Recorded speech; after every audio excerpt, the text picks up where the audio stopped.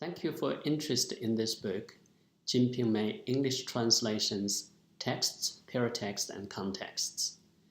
Jinping Mei is one of the best novels China has ever produced, but in the country where it was born, the novel has been banned in its entirety until the present day, due to the inclusion of graphically explicit sexual descriptions. So far, there have been nearly a dozen English adaptations and translations of the novel, a lot of which were only recently uncovered through my research. Working within the framework of descriptive translation studies, this book provides a translational history of Jinping Mei, supported by various paratexts, including book covers, reviews, interviews, and archival materials. It also conducts the textual comparisons to uncover the translational norms at work in each of the only two complete translations, namely The Golden Lotus by Clement Egerton and The Plum in the Golden Vase by David Todd Roy.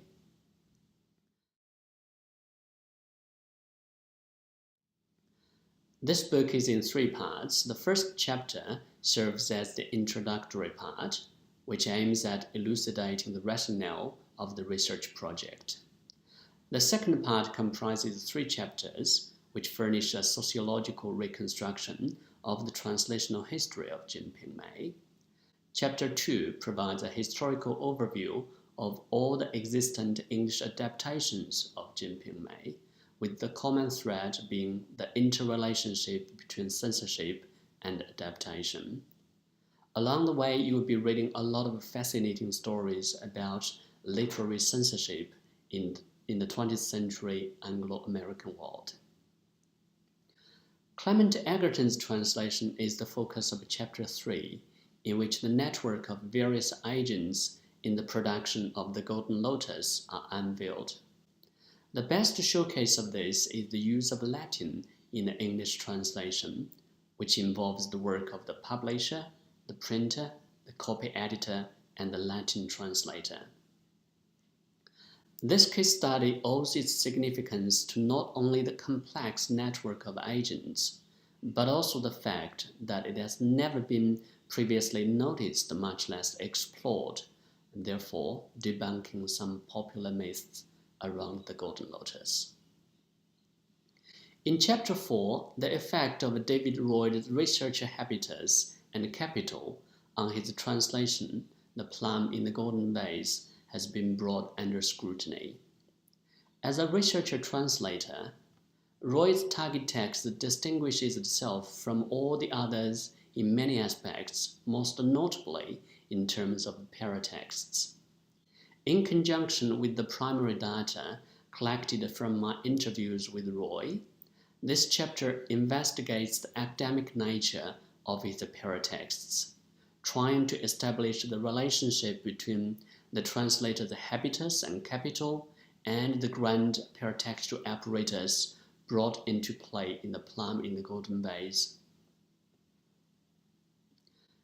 Part 3 presents a comparative textual analysis of The Golden Lotus and The Plum in the Golden Vase to explore the divergent interpretation and reproduction of the linguistic, cultural, and literary features of the source text.